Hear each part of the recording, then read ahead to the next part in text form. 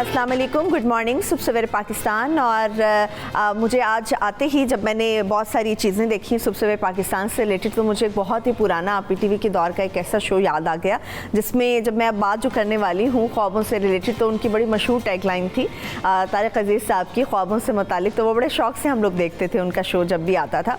तो आज जब मैं आगाज़ करने वाली थी, तो जब मेरे सामने बहुत सारी चीज़ें आई, तो मुझे अंदाज़ा हुआ कि आज हम भी कुछ उसी अंदाज़ में गुफ्तगू करने जा रहे हैं, वो है ख्वाब देखने से मुतालिक।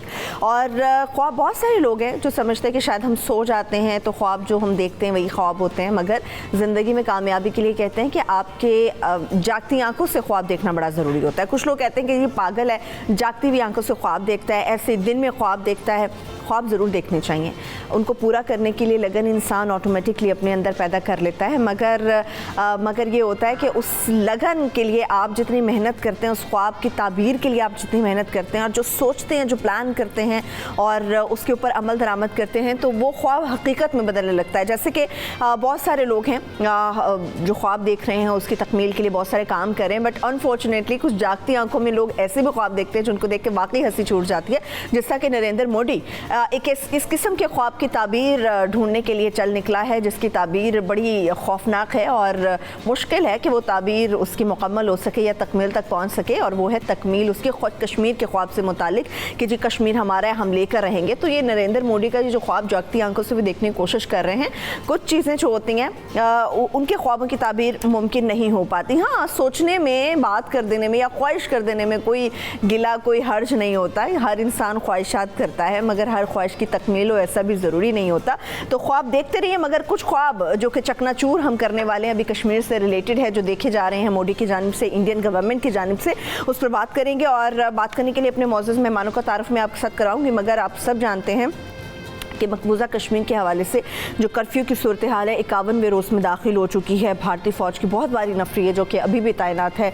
कर्फ्यू का ऐसा समा है कि दवाओं की किल्लत है, ट्रांसपोर्ट के बड़े शदीद मसाइल बिल्कुल बंद हो चुकी है, बच्चे स्कूल्स तक नहीं पहुँच सकते, कारोबारी ज़िंदगी मुकम्मल तौर पर मुअत्तल हो चुका हुआ है। और देखा जा रहा है कि हर तरफ आपको सिर्फ बंदूकें नज़र आ रही हैं या फिर भारतीय फ़ौज नज़र आ रही है जो लोगों पर जुल्म सितम ढा रही है। ऐसी तमाम तर सूरत हाल में पाकिस्तान तो अपना स्टांस लेकर खड़ा है, दुनिया के सामने खड़ा है। और कश्मीर के हवाले से वज़ीर-ए-आज़म इमरान खान ने तो खुद कहा है कि दुनिया में वो सफ़ीर हैं कश्मीर के, और कश्मीर का मसला हर जगह पर उजागर करेंगे। अभी इसी सारे सिलसिले की कड़ी है कि हमारे प्राइम मिनिस्टर इमरान खान साहब की मुलाकातें भी जारी हैं बहुत सारे अहम रहनुमाओं के साथ, जिसमें कश्मीर के हवाले से खुसूस तौर पर बात की जाएगी। और कश्मीर के हवाले से बात करने के लिए और तजिया हासिल करने के लिए हमारे साथ हमारे मौजूद मेहमान भी मौजूद हैं। मैं सबसे पहले वेलकम करूँगी, सीनियर तजियाकार हैं, आप उन्हें देखते हैं, बहुत पसंद करते हैं, अवैस तौहीद साहब हमारे साथ मौजूद हैं। बहुत शुक्रिया अवैस तौहीद साहब आपके वक्त का। इसके साथ साथ नुमाइंदा वाशिंगटन खुर्रम शहजाद साहब भी हमारे साथ मौजूद हैं। खुर्रम शहजाद, आपका भी बेहद शुक्रिया। अवैस तौहीद साहब, आगाज़ आपसे करूँगी। वज़ीर-ए-आज़म इमरान खान साहब एक मिशन लेकर निकले हैं कश्मीर से रिलेटेड, और ख़ास तौर पे कहीं भी जा रहे हैं कश्मीर से मुताल्लिक़ ख़ास तौर पर इनकी गुफ्तगू हो रही है। अमरीकी सदर की कश्मीर मिशन पर जो मुलाकात होने जा रही है, इस मुलाकात को आप किस तरह से देख रहे हैं? देखिए ज़रूरत, ज़ाहिर बात है ये मिशन इमरान खान साहब का सिर्फ नहीं है, ये मिशन पूरे पाकिस्तान का, ये मिशन 72 साल से है जो बरसगीर की तकसीम का एक गैर मुकम्मल एजेंडा है कि किस तरह मकबूजा कश्मीर में मासूम कश्मीरियों की आज़ादी मुमकिन हो सके। आपने अभी इब्तदाई में बताया कि 51 दिन हो गए हैं, लॉकडाउन है, मुक़य्यद किया हुआ है, जेल की सी सूरत है, और एक मजालिम की एक इंतहा है, जबर है, और भारतीय फ़ौज की एक मजालिम की एक पूरी दास्तान है। ऐसे में इमरान खान साहब जो इस वक्त वाशिंगटन और न्यूयॉर्क में हैं, ज़ाहिर बात है रात गए, डोनाल्ड ट्रंप से मुलाकात हुई है, फिर से सालिश पेश हुई है। इसके अंदर जो इससे पहले भी आपने देखा कि काउंसिल ऑन फॉरेन रिलेशंस में जो इमरान खान साहब ने सारी कॉन्टोर्स बताए, खतूत बताए पाकिस्तान के मुकदमे के, विज़ावी इंडिया, तो उसके अंदर तो यही है कि फिल फौर जो है इस वक्त कर्फ्यू उठाया जाए, फिल फौर जो है सीज उठाई जाए और उसके बाद कहीं कोई जो है बात हो सकती है। जाहिर बात है कि दो निकली ताकतों के अंदर जंग तो होगी नहीं, और जंग के अगर दहाने पे पहुंचेंगे तो उसी में इमरान खान साहब ने भी पूरी दुनिया को बावर किया है कि फिर कुछ भी हो सकता है। ये उन्होंने कहा जब डोनाल्ड ट्रंप से मुलाकात कर रहे थे, डोनाल्ड ट्रंप साथ बैठे हुए थे, उन्होंने कहा कि ये एक क्राइसिस में बदल रही है बात। तो इस वक्त डोनाल्ड ट्रंप से कोई देखें, अमेरिका से कोई बहुत ज़्यादा तवक्कुआत मेरी आपकी लगनी नहीं चाहिए। माजी का पूरा हाल है, उनकी एक इंडिया के साथ स्ट्रेटजिक पार्टनरशिप है। मैं हमेशा कहता हूं कि अमेरिका के साथ ताल्लुकात एक ऐसे जहरीले प्याले की तरह है जिसके घूंट भी हमें लेने हैं और उसके असर से भी बचना है। तो डोनाल्ड ट्रंप के ट्वीट से भी बचना है, डोनाल्ड ट्रंप के रिएक्शन से भी बचना है, ये एक तल्ख हकीकत है। लेकिन हमने अपना मिशन जारी रखना है, अपना ख्वाब जो है उसकी तकमील करनी है। आपने ख्वाब से बात शुरू की थी। बहुत ही बड़े राइटर हैं कोलंबिया से ताल्लुक मरहूम जो गैब्रिएल गार्सिया मार्केज, और उनको नोबेल प्राइज़ मिला था 100 Years of Solitude उनकी नॉवल पे। उन्होंने कहा था कि आदमी बूढ़ा उस वक्त होता है जब ख्वाब देखना बंद कर देता है। आप ख्वाब देखना बंद ना करें तो कभी हमेशा जो है आपके अंदर तवानाई रहती है, आपके अंदर जवानी रहती है, आपके अंदर वो ख्वाब की तकमील के लिए एक ताकत रहती है। सही अवैस, तो इस सब मैं आपकी सब बातों से मुत्तफिक हूँ, मगर जब हम देखते हैं कि कोई भी मसला मसाइल आते हैं तो सबसे पहले हमारी जो नज़र जाती है अनफॉर्चुनेटली वो अमेरिका की तरफ जाती है कि अमेरिका का इस मामले में क्या रद्द-ए-अमल होगा, क्या रिएक्शन होगा। मगर जब हम अमेरिका की तरफ देखते हैं, हम जाना भी वहाँ चाहते हैं, मगर अमेरिका और भारत का रिश्ता हमें पहले से कहीं ज़्यादा मजबूत नज़र आता है।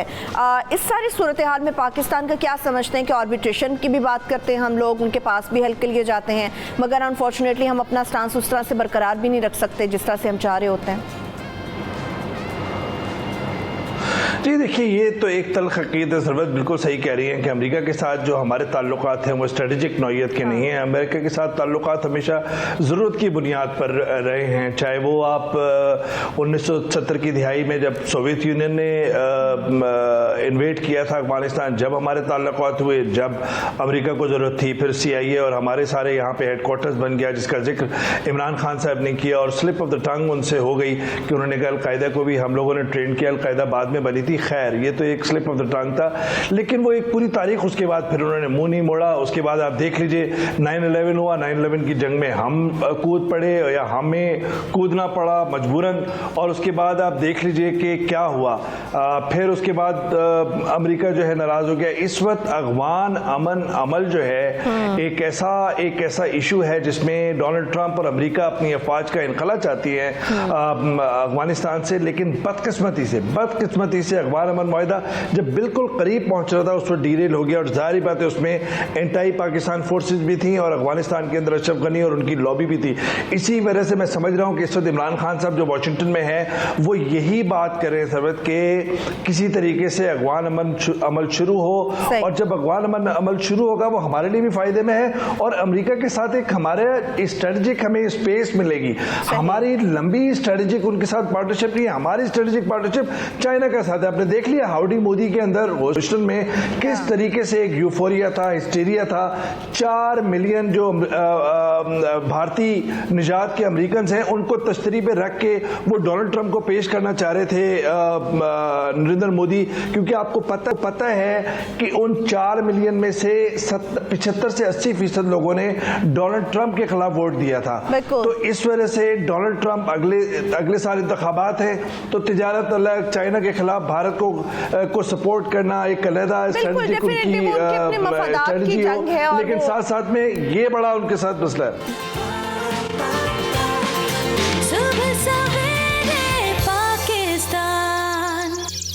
बिल्कुल अपने मफादात को सामने रखते हुए डोनाल्ड ट्रंप जो है वो कोई भी इक़दाम उठाएंगे। हमारे साथ नुमाइंदा वाशिंगटन खुरम शहजाद में मौजूद है, उनसे बात कर रहे हैं। खुरम, अभी आपने अवैस तौहीद साहब की गुफ्तगू भी सुनी है। पाकिस्तान का जो एक स्टांस है कश्मीर से रिलेटेड या पाकिस्तान कश्मीर के मामले को जिस तरह से आलमी सतह पर उजागर कर रहा है और करने की कोशिश मुसलसल कर रहा है, वाशिंगटन में इस वक्त ताज़ा तरीन सूरत हाल क्या है? इमरान खान साहब भी वहाँ पर मौजूद हैं और इसके साथ साथ वहाँ पर मुजाहरे भी हुए हैं नरेंद्र मोदी के खिलाफ, मगर कहा जा रहा है कि मोदी ने बड़ा कामयाब जलसा भी कर दिया वहाँ पर।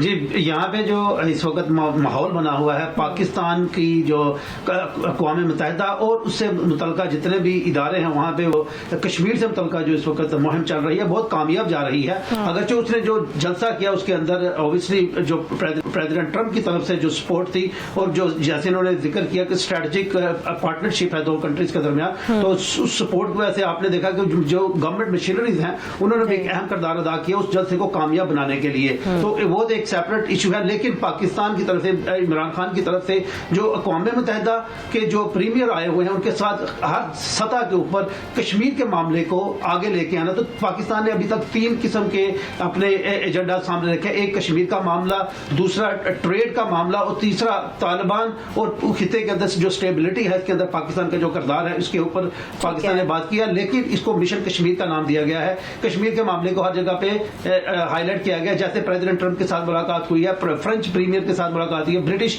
के प्रीमियर के साथ मुलाकात हुई है, कल जो पीएम न्यूजीलैंड है उनके साथ मुलाकात हो रही है। इसके अलावा जो तुर्की के प्रेसिडेंट उनके साथ, ये सारी मुलाकातें जो के अंदर कश्मीर के मामले को डिस्कस किया गया। वहां पे इंसानी हकूक की खिलाफवर्जियों के ऊपर बात हुई, वहां पे जो 370 और 35 के सस्पेंशन के ऊपर जो डेमोक्रेटिक राइट है, जो बेसिक ह्यूमन राइट्स जो होते हैं उसको सस्पेंशन, और खासतौर पर वहां पे तलीम का फुकदान खत्म हो गई, वहां पे लोगों का मुआशी वहां पे कत्लेआम किया गया, मारवे अदालत जो कत्ल हो रहे हैं, हुकूमती जैसे गर्दी है हुकूमत की तरफ से जो रियासती इदारे हैं जो वहां पे लोगों का जो मुआशी और मारवे अदालत जो कत्लेआम कर रहे हैं उसको वहां पे बिल्कुल एविडेंसेस के साथ पेश किया गया कि कैसे, और खासतौर पे जो इमरान खान साहब का जो जेस्टर है जब वो इंटरनेशनल कम्युनिटी के साथ इंटरेक्शन करते हैं, जब वो इंटरनेशनल मीडिया के साथ इंटरेक्शन करते हैं, जब ह्यूमन राइट्स की जो तंजीम है उनके साथ जब वो इंटरेक्शन करते हैं, तो वहां पे जो उनकी जो बॉडी लैंग्वेज होती है, जो उनके जो बात करने का जो अंदाज होता है,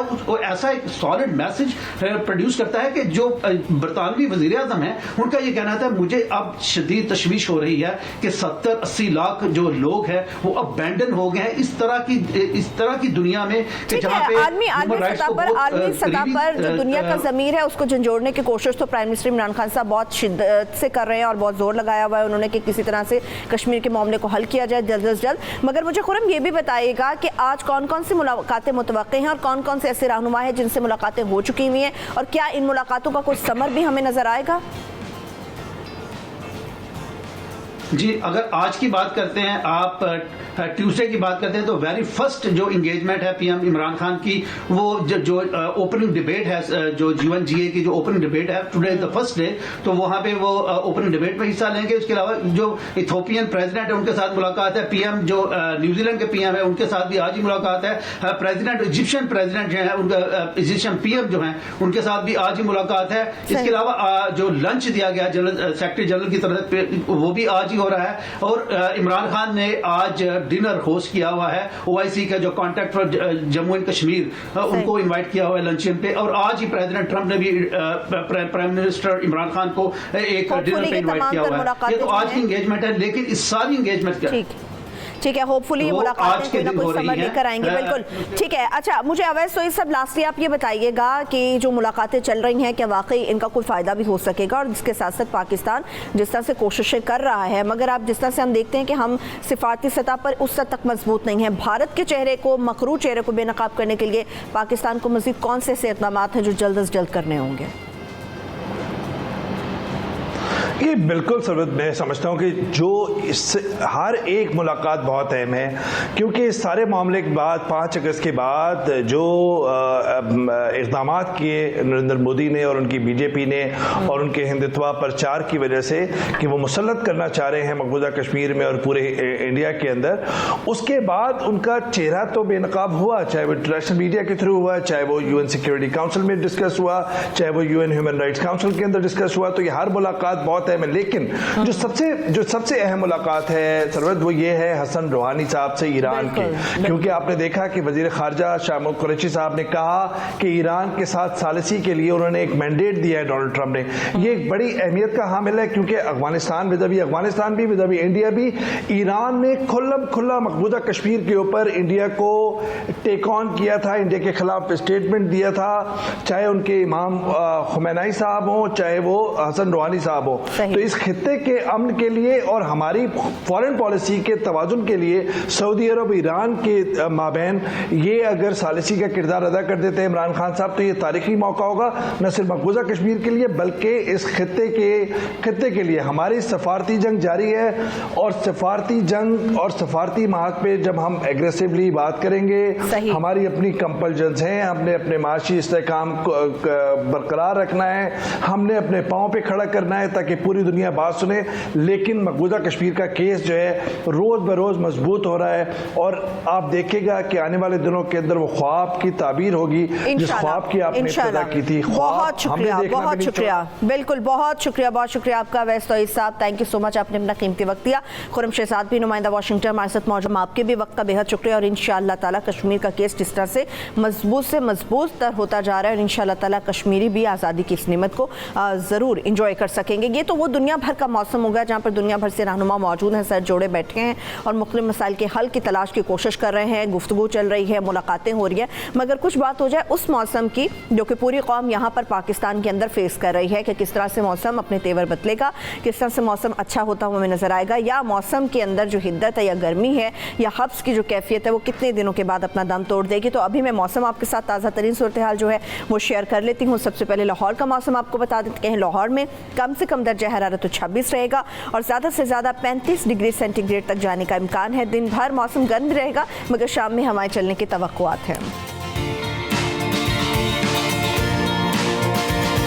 और इस्लामाबाद की बात करूँ, इस्लामाबाद में तो मौसम बहुत ही खूबसूरत है। कल भी मौसम बेहद हसीन था और आज भी मौसम कहा जा रहा है कि बेहद हसीन है।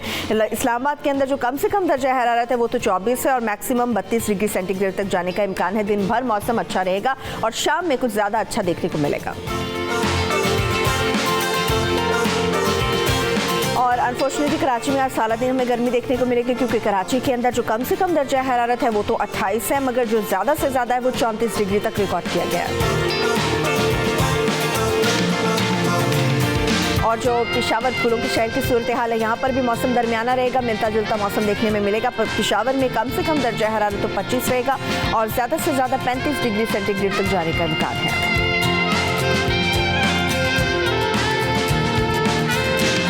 कोयटा में भी मौसम मोतदल रहेगा क्योंकि कोयटा में कम से कम दर्जा हरारत तो 17 है और ज़्यादा से ज़्यादा 33 डिग्री सेंटीग्रेड तक जाने का इम्कान है।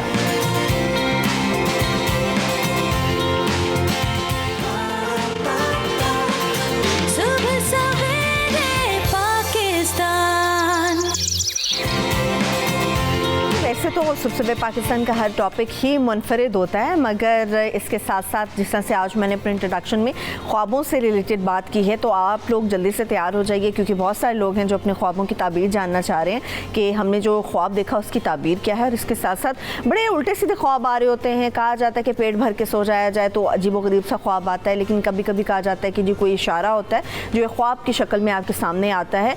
तो बड़ी अजीबोगरीब किस्म के हम लोग ख्वाब भी देख रहे होते हैं, कुछ जागती आंखों में ख्वाब देते हैं मगर आप जब सो जाते हैं और तब आपको जो ख्वाब आते हैं, कभी कहा जाता है कि जी आपको फजर के वक्त जो ख्वाब आता है उसकी ताबीर सच्ची होती है। मगर लोग ये भी कहते हैं कि जी किसी समझदार इंसान के साथ आपको अपने ख्वाब को डिस्कस करना चाहिए, वरना ये होता है कि पहली ताबीर जो ख्वाब की निकलती है ना वही सच हो जाती है। कोई कहते हैं कि ख्वाब जो आप देखते हैं उसकी ताबीर हमेशा उलट होती है। तो ये वो सारे सवालात हैं या आपके जहन में भी कोई सवाल है तो आप जल्दी से फ़ोन उठाइए, कॉल मिलाइए और मैं आपके हम सब के फेवरेट जो हमारे गेस्ट होते हैं, हमेशा आप हमारे साथ देखते हैं शो में, मैं दोनों अपने मेहमानों का तारुफ आपके साथ करा देती हूँ। स्टूडियोज़ में हमारे साथ मारूफ Islamic scholar professor Nasir Mahmood Sahab मौजूद हैं। बहुत शुक्रिया प्रोफेसर साहब आपके कीमती वक्त का। और इसके साथ साथ हम सबके favourite mind science expert doctor Moid साहब भी मौजूद हैं। बहुत शुक्रिया डॉक्टर साहब आपके भी कीमती वक्त का। अच्छा, इस्लाम के हवाले से सबसे पहले मैं जान लेती हूँ प्रोफेसर साहब, इस्लाम में ख्वाबों से मुतालिक क्या अहकाम है?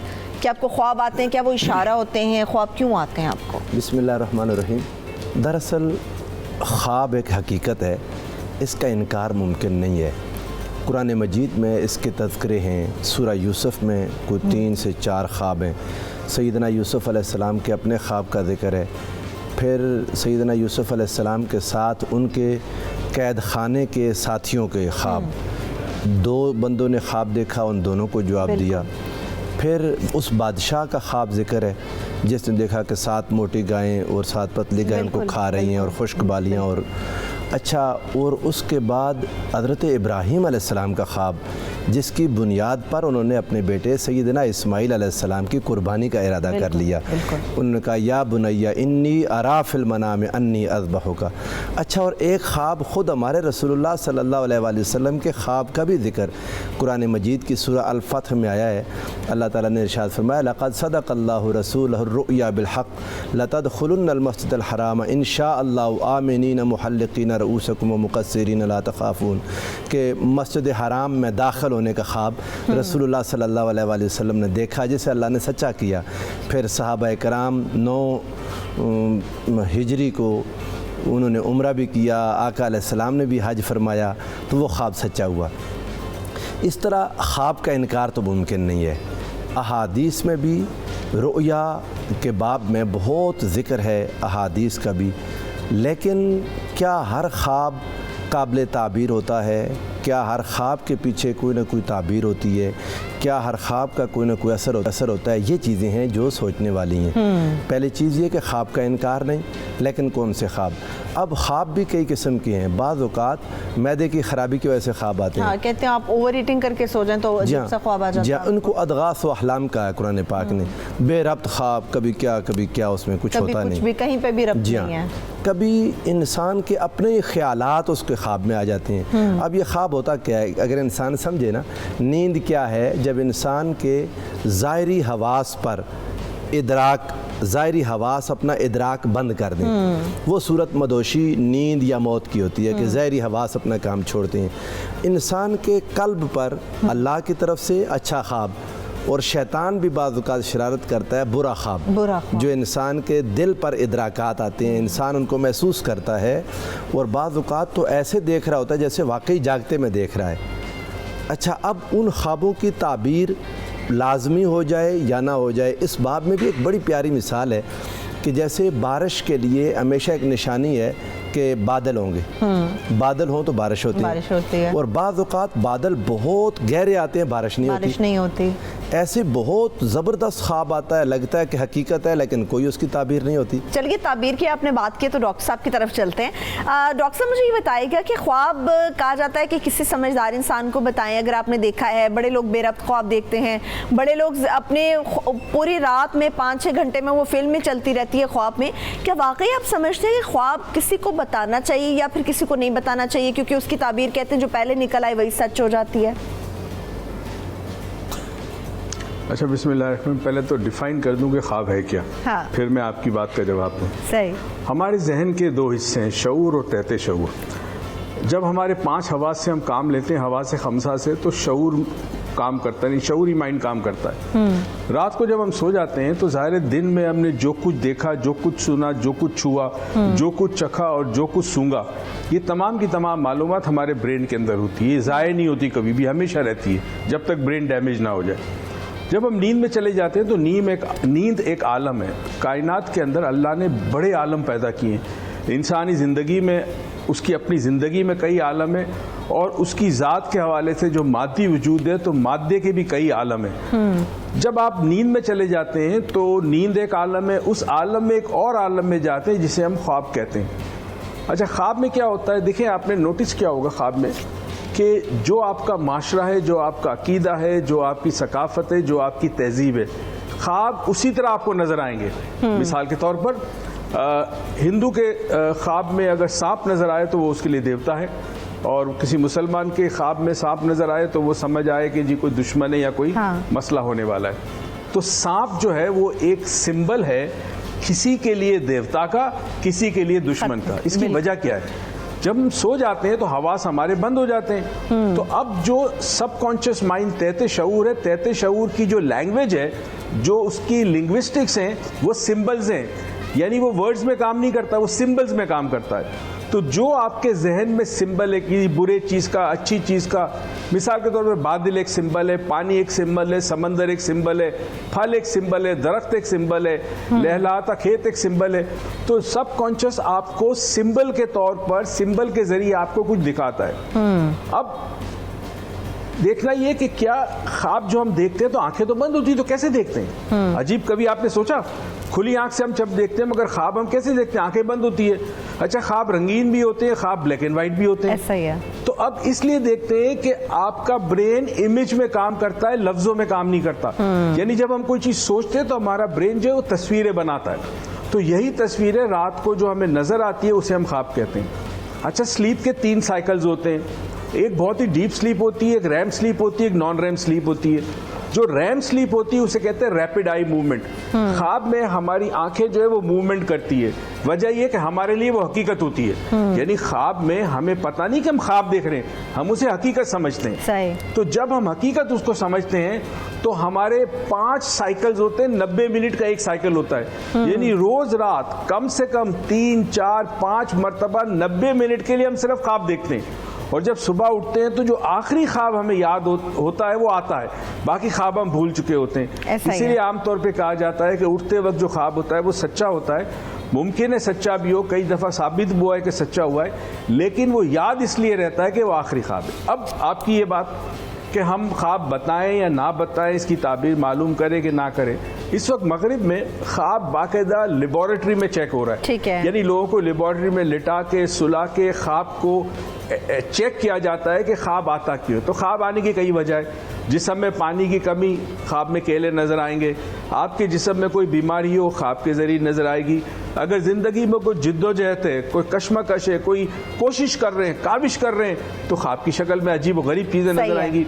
तो 90% से ज्यादा कहा जाता है ख्वाब बेमायने हैं, क्योंकि जिस तरह रोज सुबह आप अपने किचन में से जो गार्बेज कैन है, आपका जो कचरे का डब्बा है, वो बाहर ले जाते हैं, कचरा फेंकते हैं, तो जो कुछ हम हालत बेदार में 5 हवास के जरिए लेते हैं अपने ब्रेन में, वो सारा का सारा चला जाता है। अगर वो ना जाए तो सुबह हम फ्रेश उठ नहीं सकते। फ्रेश उठ नहीं तो सकते। ख्वाब के लिए जरूरी है कि हाँ। जब आप किसी से ख्वाब, ठीक है, बेईमानी होते हैं, बेईमानी होते हैं, डिस्कस करें जिनके पास इल्म हो। बिल्कुल, इल्म वाले काबिल इल्म जो शख्स होता है उससे डिस्कस करना चाहिए।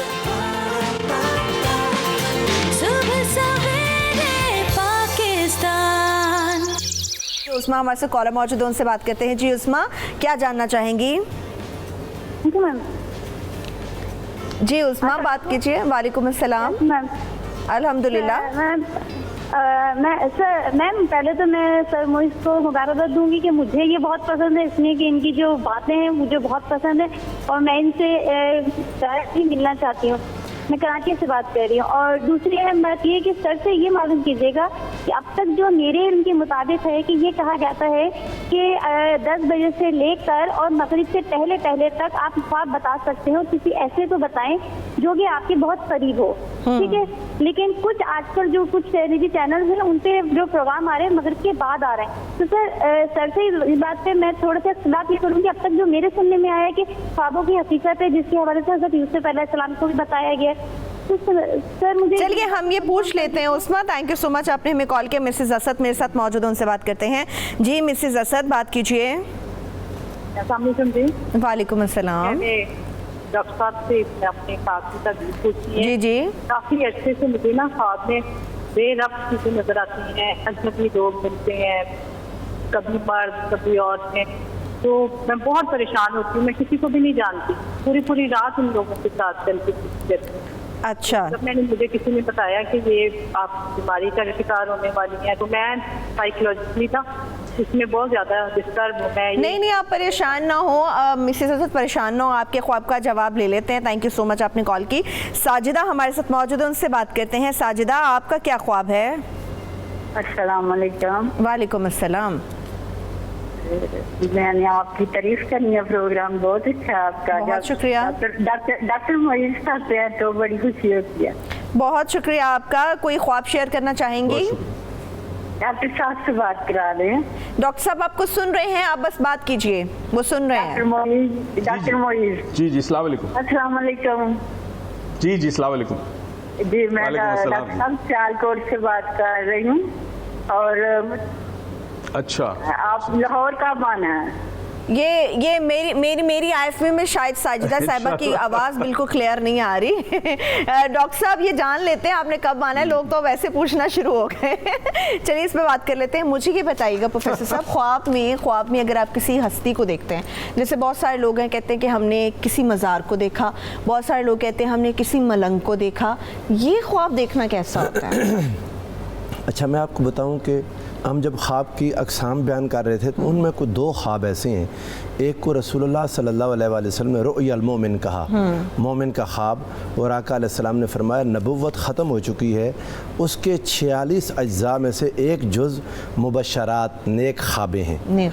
ये मुबशरात वो हैं जो इंसान को अच्छे ख्वाब दिखाए जाते हैं, और इससे भी एक दर्जा आगे फिर रुया अस्सादिका आते हैं जो सच्चे ख्वाब। जैसा कि हदीस पाक में है कि हुज़ूर नबी करीम सल्लल्लाहु अलैहि वसल्लम पर वही उतरने से पहले सैयदा आयशा सिद्दीक़ा रज़ियल्लाहु ताला अन्हा ने फरमाया कि हुज़ूर अलैहि सलाम को सच्चे ख्वाब दिखाए जाते थे वही से पहले, जो आप रात को सोते में देखते हैं सुबह सफ़ेद सुबह की तरह वो पूरा हो जाता। तो ये मामला हुआ। अब ख्वाब में जब इंसान को मोमिन नेक इंसान जो ख्वाब देखता है वो ख्वाब ज़्यादा हकीकत के करीब होते हैं। बाज़ औक़ात कोई गुनाहगार इंसान भी, फासिक फाजिर हमारे जैसे गुनाहगार लोग ख्वाब देखते हैं, अल्लाह उन्हें अच्छी चीज़ दिखा के पूरी भी कर देता है। अब ख्वाब में किसी हस्ती को देखना, यकीनन नेक हस्ती का देखना बायसे बरकत है। हम सारी हस्तियों को छोड़ के रसूलुल्लाह सल्लल्लाहु अलैहि वसल्लम की बात कर लेते हैं कि हर मुसलमान की ख्वाहिश है कि काश मुझे रसूलुल्लाह सल्लल्लाहु अलैहि वसल्लम की ज़ियारत हो। आक़ाए दो जहां सल्लल्लाहु अलैहि वसल्लम की ज़ियारत भी ख्वाब में होती है, इसलिए ये ख्वाब इतनी बड़ी नेमत है। लोगों को हुज़ूर अलैहिस्सलातु वस्सलाम की ज़ियारत ख्वाब में होती है। अनफासुल आरिफीन में शाह वलीउल्लाह मुहद्दिस देलवी रहमतुल्लाहि तआला अलैह ने अपने वालिद गिरामी का ख्वाब बयान किया। बीमार थे, हुज़ूर अलैहिस्सलातु वस्सलाम की तरफ से शिफा भी मिली और आका अलैहिस्सलाम ने 3 मुँह मुबारक अपने मुबारक बाल अता किए। वो सुबह उठे तो उनके पास ही थे। इमाम बोसीरी का वाक़या बहुत मशहूर है। आपने ख्वाब देखा, ख्वाब में आप एक कसीदा लिख रहे थे हुज़ूर अलैहि सलाम की शान में, एक शेर मुकम्मल नहीं हो रहा था और पैरालाइज्ड थे, अच्छा, बीमार थे। किया जाए, हाँ। उनको एक शेर आया, फमबलगुल इल्म फ़ीहि अन्नहु बशरुन, कि हुज़ूर अलैहिस्सलाम के बारे में मबलग इल्म तो ये है कि आप एक बशर बन के तशरीफ़ लाए। अगला शेर उनको नहीं आता था, तो ख्वाब में देखा कि रसूलुल्लाह सल्लल्लाहु अलैहि वसल्लम ने पूछा क्या मसला है बोसीरी? अर्ज़ करने लगे या रसूलुल्लाह ये शेर मुकम्मल नहीं हो रहा। तो आका अलैहिस्सलाम ने उसको पूरा फरमाया, व अन्नहु खैरु खल्क़िल्लाहि कुल्लिहिम, इस शेर को पूरा फरमा दिया कि मबलग इल्म तो ये है, हकीकत ये है कि वो सारी मखलूक़ात में अल्लाह के बेहतरीन मखलूक हैं। उसके बाद उनको चादर अता कर दी हुज़ूर अलैहिस्सलाम ने और सेहत भी। जब वो जागे तो वाकई सेहतमंद भी थे, वो चादर भी उनके पास थी। इस बुनियाद पर उन्होंने इस कसीदे का नाम कसीदा बुर्दा रख दिया। तो ख्वाब में हुज़ूर सरवर दो आलम सल्लल्लाहु अलैहि वसल्लम को अल्लाह किसी खुशनसीब को दिखाए, ये सच है, हक है, बरक़ात हैं। अम्बिया की ज़ियारत हो, कुछ और नेक औलिया की, सुलहा की ज़ियारत हो, तो ये बाबरकत है। वालिदैन की ज़ियारत हो जाए, अपने वालिदैन को देखे, वालिद को देखे तो अल्लाह रोज़ी में बरकत अता करेगा। अगर खुश देखा, वालिदा को अगर खुश देखा तो परेशानियां मुसीबतें दूर होंगी। ऐसे इंसान के ख्वाब हैं। मसलन किसी एक इंसान ने देखा कि दांत उसके टूटे हैं। इसमें बड़ी एक लतीफ़ बात है, दांत बुनियादी तौर पर इंसान के जो ख्वाब में दिखाए जाते हैं ये उसके रिश्तेदार हैं। अच्छा, दांत रिश्तेदार हैं। अब इसमें जो ख्वाब जानने वाले इमाम इब्न सीरीन रहमतुल्लाहि तआला अलैह और अल्लामा अब्दुल गनी नाबलसी रहमतुल्लाहि तआला अलैह ने लिखा, ऊपर वाले दांत ददयाल हैं, नीचे वाले दांत ननियाल हैं, दाएं वाले बाएं वाले मुख्तलिफ रिश्तेदार। अब वो अगर गिरे हुए हों, हाथ में हैं, तो उनकी ताबीर ये है कि वो आपको मिलने आएंगे, ठीक है। और अगर गिर के मिट्टी में मिल गए तो समझें वो आपसे रुखसत हो जाएंगे। मेरे साथ कॉलर्स भी मौजूद हैं। सबसे पहले रियाज से बात करते हैं। जी मेरे भाई रियाज, अपना ख्वाब शेयर कीजिए। अस्सलाम वालेकुम, रियाज खान बोल रहा हूँ, मॉडल कॉलोनी कराची से। वालेकुम अस्सलाम।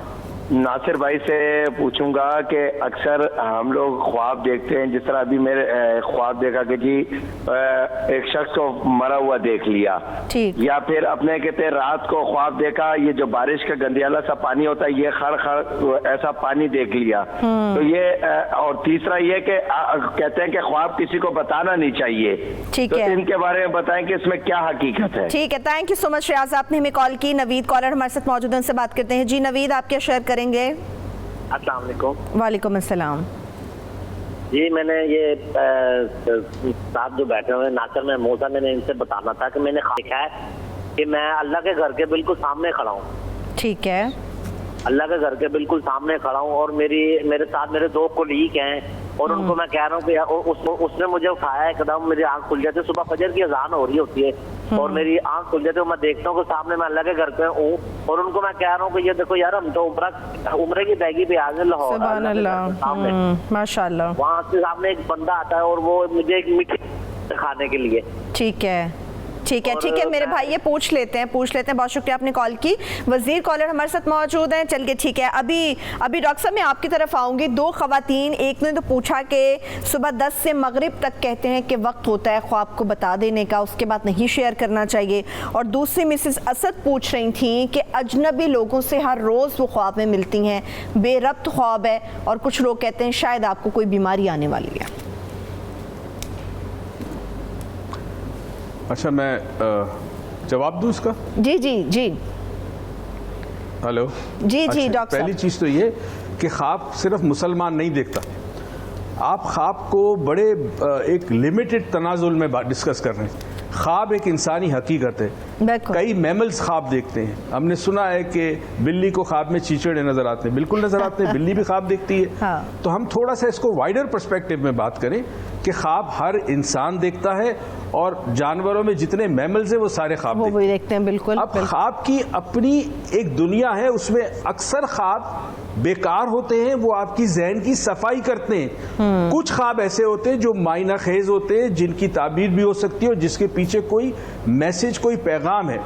अच्छा, क्या आप समझते हैं कि नबी करीम सल्लल्लाहु अलैहि वसल्लम के बाद डेफिनेटली खत्म नबूवत हो गई, सब कुछ अल्लाह वो जो वही के जरिए हिदायत देता था वो अल्लाह के रसूल चले गए, अब वही के जरिए हिदायत नहीं आएगी। मगर अल्लाह इंसान को गाइडेंस तो देता है ना, तो उनमें से एक गाइडेंस जो है वो ख्वाब की शक्ल में आती है। अब वो कैसे आती है? आपका सबसे बड़ा दोस्त और आपका सबसे बड़ा दुश्मन आपका तहते शऊर है। यह आपका सबसे बड़ा दोस्त है, यही आपके सबसे बड़ा दुश्मन है। इसमें जो चीजें डाली गई हैं वो या तो आपको बर्बाद करेगी या आपको आबाद करेगी। तो जब अल्लाह ताला किसी की दुआ कबूल करता है, उसको कोई रास्ता दिखाता है, तो वो ख्वाब की शक्ल में उसकी रहनुमाई होती है, क्योंकि उसके अलावा तो कोई दूसरा तरीका है नहीं। या कोई बुजुर्ग हस्ती, कोई अल्लाह का वली, कोई अल्लाह का बुजुर्ग, वो आपको बात करे, अब फेस टू फेस बात हो, या वो आपको बताए कि ये रास्ता है। तो पहली चीज है, हम इसको प्लीज लाजत तनाजुल में देखें, इसको लिमिटेड ना करें। नंबर 2, बहुत इंपॉर्टेंट चीज ये है कि ख्वाब जो है वो एक आलम है। मैंने स्टार्ट में ये कहा था, हम समझे नहीं है। देखिए, मैं साबित ये करना चाहता हूँ कि मेरे नबी सल्लल्लाहु अलैहि वसल्लम रहमतुल लिल आलमीन है। अगर वो रहमतुल लिल आलमीन है तो इसका मतलब है कि अगर वो ख्वाब में किसी के आते हैं, किसी को बशारत होती है, किसी को मेरे नबी का दीदार नसीब होता है, इसका मतलब है कि नबी करीम सल्लल्लाहु अलैहि वसल्लम रहमतुल लिल आलमीन है। ख्वाब भी एक आलम है, वो हर आलम में आपके लिए रहमत है। तो ख्वाब में उनका आना इस बात का सबूत है कि ख्वाब एक आलम है। तो इस तरह अगर ये आलम है तो इसका मतलब इस आलम का ताल्लुक रूहानी दुनिया से है। हमारे सामने एक अनसीन वर्ल्ड है, यानी एक दुनिया वो है जो हमें नजर आती है, एक दुनिया वो है जो हमें नजर नहीं आती। उस दुनिया से हमारा एक ताल्लुक है। तो जब आप परेशान होते हैं, जब आप अल्लाह से दुआ करते हैं, जब आप कुछ करते हैं, तो अल्लाह ताला आपको उस अनसीन दुनिया से इशारा देता है। मैं जब छोटा था तो बड़ी स्ट्रगल थी मेरी लाइफ में। मैं ख्वाब अक्सर देखता था और वो ख्वाब ये था कि मैं भाग रहा हूँ, दौड़ रहा हूँ, कई लोग मेरे साथ हैं, मगर मेरे पैर जो है वो बहुत वजनी है। मुझे बड़ी जिद्दोजहद करनी पड़ी है भागने के लिए। जब मेरी ज़िंदगी से जिद्दोजहद ख़त्म हो गई, वो ख्वाब ख़त्म हो गया, तो पता चला कि ये जो ख्वाब आ रहा था ये तर्जुमानी कर रहा था मेरी ज़िंदगी के उस पीरियड की, कि जिसमें मुझे बड़ी काविशें, बड़ी मेहनत, बड़ी जिद्दोजहद, बड़ी मुश्किलात करने का सामना रहा। बिल्कुल। अच्छा, माज़रत के साथ बड़ी मुश्किल। डॉक्टर साहब माज़रत के साथ मेरे पास बिल्कुल वक्त खत्म हो गया है और बिल्कुल ये तवील टॉपिक है और जिस तरह से आपने कहा हम लिमिटेड करने की कोशिश इसलिए कर रहे थे चाहे आधे घंटे में ये कवर हो जाए, मगर इंशाल्लाह अनदर सेशन, एक और सेशन करेंगे इसका और फिर बहुत सारे लोगों के ख्वाबों की ताबीर लेंगे। बहुत शुक्रिया डॉक्टर साहब आपका, बहुत शुक्रिया प्रोफेसर साहब आपके भी। वक्त का ब्रेक की तरफ बढ़ना, ब्रेक से वापस आके गुफ्तगू मज़ीद करेंगे। Stay with us.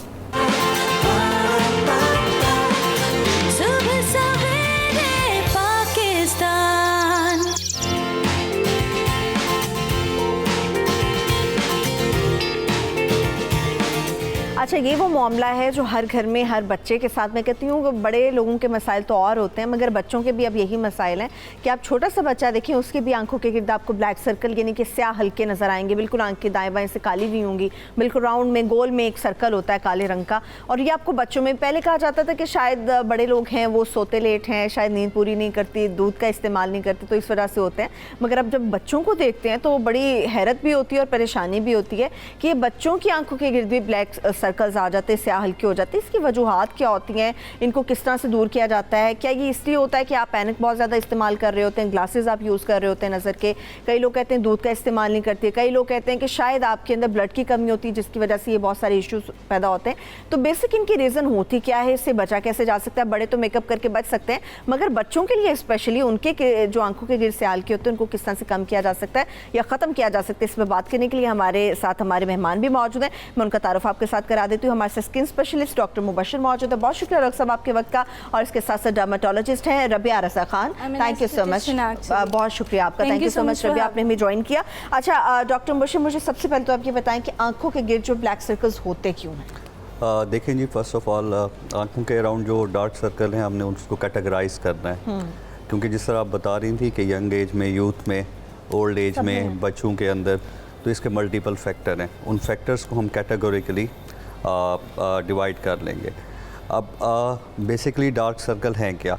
ये हाइपर पिगमेंटेशन है जो आपके आंखों के अराउंड आती है और इसमें मल्टीपल वजूहात हैं। इसकी सबसे पहली जो वजह है वो आपके जो सन एक्सपोजर है उसकी वजह से बहुत कॉमनली हाइपर पिगमेंटेशन हो जाती है। मेलानोसाइट एक पिगमेंट है जो कि डिपॉजिट हो जाता है आंखों के अराउंड।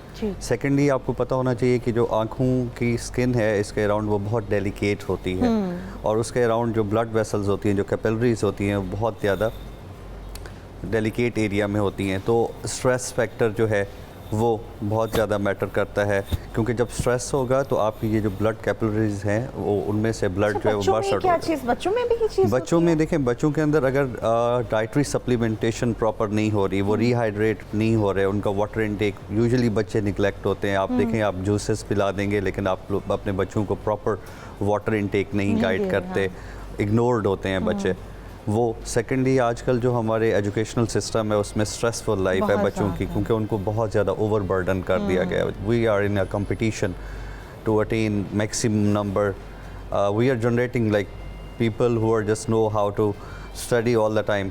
फिजिकल एक्टिविटी हमने बच्चों की बंद कर दी है। बहुत जो कंप्रोमाइज़ चीज़ कर रही है वो मोबाइल का यूज़ है। आप देखें, आपके बच्चे सारी रात वो मोबाइल पे लगे होते हैं, तो उस वजह से भी आँखों के ऊपर उनके स्ट्रेस रहता है। या फिर वो आईपैड, वालिदैन आजकल बहुत आसानी से बच्चों को जो है ना बहलाने के लिए बच्चों को दे देते हैं, वो दे देते हैं और वो उन्होंने बड़ी ब्राइट लाइट की होती है और वो कोने में लगे होते हैं और वो सारा दिन उसको देख रहे होते हैं। आंखों के ऊपर स्ट्रेस पड़ रहा होता है। जब डेफिनेटली आंखों के ऊपर स्ट्रेस पड़ेगा तो उसके जो ब्लड वेसल्स हैं उनमें से ब्लड जो है वो बाहर सब टाइम निकल के आ जाता है, या ब्लड वेसल स्ट्रेस में रप्चर हो जाती हैं, तो वो जो ओल्ड ब्लड है। अच्छा रबिया, मुझे ये बताएं कि जो सन ग्लासेस की तो नहीं, आईसाइट के ग्लासेस जो यूज़ होते हैं उससे भी कहा जाता है कि स्ट्रेस इतना ज़्यादा बर्डन आंखों के ऊपर आ रहा होता है, समटाइम आपके लेंस बिल्कुल ठीक नहीं होते, उसकी वजह से ही होना शुरू हो जाता है। क्या वाकई ये भी एक कोई रीज़न होती है? एक्चुअली ऑब्वियसली स्किन पे एक छोटा मोटा स्ट्रेस फैक्टर तो होता है, लेकिन it's not really that much of a big deal in my opinion actually. And I totally agree with everything he says. And actually I think हमें स्ट्रेस जो हम लोग रेगुलर ज़िंदगी में लेते हैं और जो हम लोग ये फिटीग है बेसिकली, हमारी नींद पूरी ना होना, इसको हमें इस फैक्टर को ऐसे डिमिनिश नहीं करना चाहिए। It's a very very important factor for dark circles. ठीक है, ठीक है। अच्छा डॉक्टर मुबशर, मुझे ये बताइएगा, बहुत ज़्यादा लोग कहते हैं कि जब आप स्क्रीन टाइम जब बहुत ज़्यादा देते हैं या आप अपनी टीवी की स्क्रीन के सामने बहुत ज़्यादा देर बैठते हैं, लेट नाइट तक जागते हैं, उसकी वजह से जो आंखों पे आता है स्ट्रेस आपके, वो भी ब्लैक सर्कल्स की वजह बनता है। डेफिनेटली देखें जी, यूजुअली हमने लोगों को देखा है की मैं बात करना चाह रही हूं। एडल्ट्स लैपटॉप यूज़ कर रहे होते हैं, सोशल मीडिया पे लेट नाइट तक जाग रहे होते हैं और यूजुअली जो बैड हैबिट है वो लाइट्स अराउंड जो आपके होती हैं उनको ऑफ कर दिया जाता है। अंधेरा किया हुआ होता है, तो एक एकोमोडेशन रिफ्लेक्स होती है आइज़ की। जब आप किसी चीज़ को एक दफ़ा फोकस कर रहे होते हैं और साइड की लाइट्स नहीं है तो आपकी आइज़ ज़्यादा फोकस होती हैं एक पॉइंट पे, तो वो डायरेक्ट इम्पैक्ट पड़ता है उसका आपकी आंखों के ऊपर। जब भी स्ट्रेस होगा आइज़ के ऊपर तो उसके अंदर जो आइज़ के अराउंड कोलेजन फाइबर है, इलास्टिन फाइबर है, उसकी जो साइज़ है, उसकी रीजनरेशन है वो कम हो जाता है उस स्ट्रेस में। तो हीलिंग नहीं होती, बॉडी साइकिल जो है वो चेंज हो गया। लोग आजकल रातों को लेट नाइट तक जागते रहते हैं और फिर सुबह देर से उठते हैं। अच्छा, बड़े लोग ये भी कहते हैं डॉक्टर मुबशिर कि आपको ज़ीरो लाइट रख लेनी चाहिए, या ज़ीरो का जो बल्ब होता है उसको सिर्फ ऑन कर लें और रात में आप अंधेरे में चाहे देख लें, वो इतना इफेक्ट नहीं कर रहा होता। क्या ये है, या मतलब कहते हैं कुछ कलर्स ऐसे होते हैं बड़े कूल होते हैं, जैसे ब्लू कलर कहते हैं बड़ा कूल होता है, आंखों को अच्छा लग रहा होता है, तो आप अंधेरे में भी इसको कर लें तो ये गुड होता है? देखिए, वो स्लीपिंग पर्पस के लिए आप अपने रूम का एक इन्वायरमेंट इस तरह का क्रिएट कर सकते हैं। अदरवाइज जब आप कोई चीज़ यूज़ कर रहे हैं या आप काम कर रहे हैं कोई, स्पेशली आप किसी स्क्रीन के सामने, तो उस टाइम आपके सराउंडिंग में भी लाइट्स प्रॉपर होनी चाहिए ताकि आपकी आंखों को ज़्यादा स्ट्रेस ना रहे वहाँ पे। और जो मैं मोस्टली यूथ में देख रहा हूँ कि वो लोग रातों को जागते हैं, अल्लाह ताला ने एक आपके लिए स्लीप पैटर्न बनाया।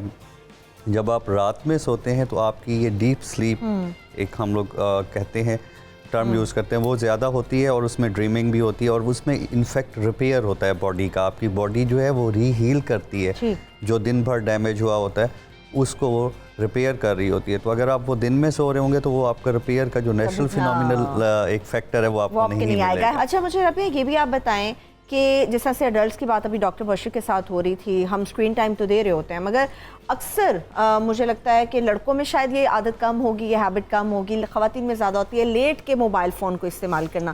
बिल्कुल लेट जाती हैं और कभी दाएं हो रही हैं, कभी बाएं हो रही हैं, लेकिन मोबाइल है वो आंखों के सामने होता है। ये कितना इफेक्ट करता है आपकी आंखों को, और ख़ासतौर पर जो ब्लैक सर्कल्स बनते हैं? ऑब्वियसली काफ़ी ज़्यादा, लाइक ऐसे डार्क सर्कल्स मेरे लिए तो there like directly proportional to fatigue.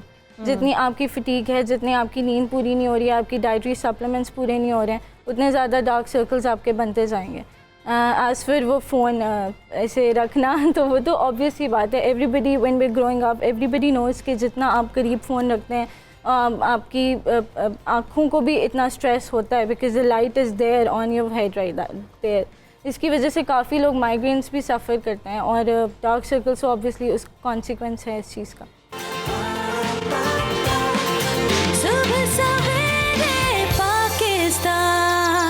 हमारे साथ तसव्वुर कॉलर मौजूद है, उनसे बात करते हैं। जी तसव्वुर, बात कीजिए। जी ज़हूर, माजरत के साथ ज़हूर, बात कीजिए। ज़हूर बात बोल रहा हूँ गुजरात से। जी जी मेरे भाई, बात कीजिए। ये प्लीज मेरा एक मसला है स्किन का। मैंने अपनी डॉक्टरी कराई हुई है, डॉक्टर साहब ने कहा कि आपको एक्जिमा है, तो मैंने कहा इलाज करवाया, मेरे सर पे भी बहुत दाने निकल जाते हैं, खारिश रहती है, और हाथों में भी जरा सा मैं थोड़ी सी खारिश करूँ तो खून निकल आता है, तो दबे दबे से काले बन जाते हैं। तो डॉक्टर कहते हैं इसका तो कोई इलाज नहीं है, ना फिरे। तो प्लीज मैं पूछना चाहता हूँ क्या वाकई इसका कोई इलाज नहीं है या कोई इसका इलाज है एक्जिमा का? ठीक है, अभी पूछ लेते हैं। थैंक यू ज़हूर, आपने कॉल की। नेक्स्ट कॉलर हमारे साथ कौन मौजूद है? सबा मौजूद है, सबा से बात करते हैं। जी सबा, आपका क्या सवाल है? वालेकुम अस्सलाम। मेरे फेस पे ना ब्राउन सी है, मैंने ना वो वर्ष लगाई थी जैतून के तेल में, फिर भी ठीक नहीं हुआ। कितना टाइम हो गया ये ब्राउन तिल आपके फेस पे है? ये 6 माह हो गए हैं। पहले सिर्फ नाक पे थे, अब ना हल्के हल्के माथे पे और ऐसे आ रही हैं सारे फेस पे। ठीक है, चलिए अभी पूछ लेते हैं क्या इशू है। थैंक यू सबा, आपने कॉल की। अच्छा, अभी ज़हूर ने जिस तरह से डॉक्टर साहब बात की, उन्होंने कहा कि एक्जिमा का डॉक्टर बताते हैं ये प्रॉब्लम है उनके साथ, तो इसका कोई इलाज नहीं है? देखिए, एक्जिमा को बड़ा मिसकंसेप्शन है हमारी कम्युनिटी के अंदर। मैं समझता हूँ कि एक्जिमा को आप एज ए डिजीज़ लें ही ना, तभी आप ठीक हो सकते हैं, अदरवाइज़ नहीं।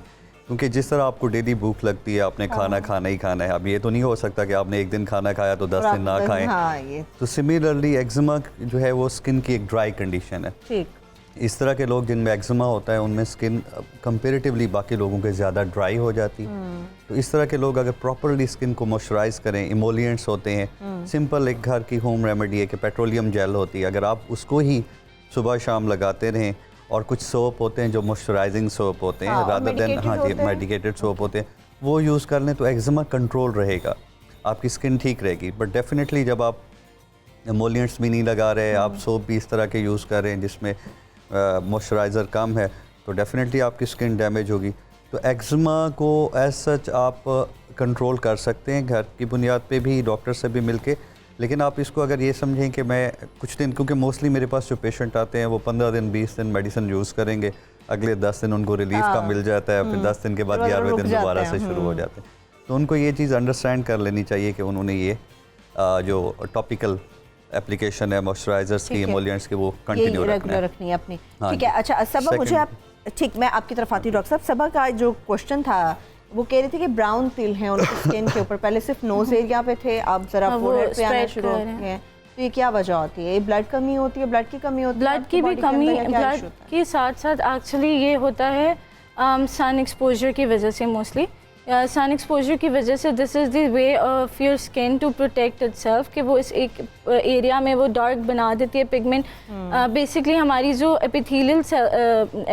एपिडर्मिस है उसके अंदर मेलानोसाइट्स होते हैं जो कि मेलानिन प्रोडक्शन करते हैं। ठीक है। तो वो मेलानिन की उस पर्टिकुलर एरिया में प्रोडक्शन ज़्यादा हो जाती है धूप की वजह से। तो अभी फिर क्या करना चाहिए? She should get chemical peel done and she should get sun block regular application. हाँ, और बेहतर यह है कि आप किसी डर्मेटोलॉजिस्ट से कंसल्ट करें और डेफिनेटली आपको कोई ना कोई अच्छा मशवरा देंगे। और जो सन ब्लॉक है वो डॉक्टर की ही आप मर्जी के साथ इस्तेमाल कीजिए, बिल्कुल खुद से कोई चीज़ ना इस्तेमाल कीजिएगा। मिसेस बिलाल हमारे साथ मौजूद है, पहले उनसे बात करते हैं। जी मिसेस बिलाल, क्या जानना चाहेंगी आप? जी अस्सलाम वालेकुम। वालेकुम अस्सलाम। जी मैं सायरा बात कर रही हूँ, मिसेस बिलाल की बेटी गुजरावाला से। जी जी बात कीजिए। जी आपका प्रोग्राम रेगुलरली हम लोग देखते हैं, बहुत ज़्यादा इंफॉर्मेटिव और बहुत ही ज़्यादा हमें इंफॉर्मेशन जो है ना वो आपसे गेन होती है। थैंक यू तो मेरी ये सेकंड कॉल है आपकी कॉल में। थैंक यू, बात करें। जी अच्छा, मैंने ना अपने भाई के बारे में पूछना था। उनको ना तकरीबन जब वो यंग एज में थे ना तो उनको शुरू से ही ना खारिश का, ईचिंग का बहुत ज़्यादा ना उन्हें ये प्रॉब्लम फेस करते हैं। ठीक है। फॉर द टाइम बीइंग तो वो ठीक हो जाती है, लाइक 6 मंथ्स के लिए ठीक हो गई है। देन आफ्टर 6 मंथ उनको अगेन ना पूरी बॉडी में बहुत ही ज़्यादा ना ईचिंग, खारिश नहीं है हम जिसे कहते हैं उर्दू जबान में। किसी डॉक्टर को दिखाया आपने अपने भाई को? किसी डॉक्टर? उन्होंने इस्लामाबाद से भी अपना एलर्जी का जो है, इस्लामाबाद में एलर्जी का सेंटर है, वहाँ से भी उन्होंने कंसर्न किया था, लेकिन उन्हें कोई भी एलर्जी का नहीं है मसला। ये मौसमी खारिश होती है, जैसे मौसम कोई भी आता है उसमें मौसमी खारिश होती है या सारा साल खारिश रहती है? नहीं सारा साल नहीं रहती, लेकिन ये सीजनल भी नहीं है, लेकिन ये कभी भी उन्हें हो जाती है। एक तो उन्हें ये मसला है और दूसरा उन्हें ये मसला है कि उनके ना यानी कि आए दिन ना कभी उनको गर्दन में बहुत ज्यादा बल पड़ रहा है, कभी कुछ है। वो बस ये कहते हैं कि मेरे गर्दन में, कंधों में बहुत पट्टों का, क्रैम्प्स का बहुत ज्यादा इशू है। चलिए पूछ लेते हैं। थैंक यू सो मच, आपने हमें कॉल की। परवेज हमारे साथ मौजूद हैं, कॉलर उनसे बात करते हैं। जी परवेज, आप क्या जानना चाहेंगे? अस्सलाम वालेकुम जी। वालेकुम अस्सलाम। मैं डॉक्टर साहब से सवाल करना चाहता हूँ जी। डॉक्टर साहब सुन रहे हैं, आप बस सवाल कर दीजिए।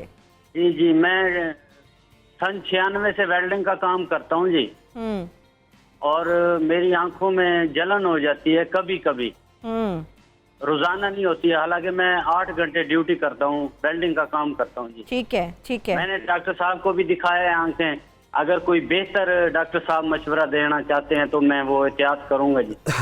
ठीक है मेरे भाई, अभी पूछ लेते हैं। इतने सालों से आप ये वेल्डिंग का काम कर रहे हैं, जलन कुड़न वाला सारा काम है, अभी आपके लिए हल ढूंढ लेते हैं। अच्छा रबिया, आप प्लीज हमारे साथ शेयर कीजिए कि स्किन से रिलेटेड कौन कौन से इश्यूज होते हैं जिनको खास तौर पे हमें नजर में रखना चाहिए कि ये चीजें ठीक होनी चाहिए। Meso baby glow gives a really good glow on your face. इसके साथ साथ वो आपकी मुंह की सारी इम्परफेक्शंस जो हैं वो हाइड कर लेती हैं, तो your face can look very glowy, very dewy and very fresh after just 3 sessions of meso baby glow. और ये कितने सेशंस आपको करने चाहिए अगर आप करना चाह रहे हैं?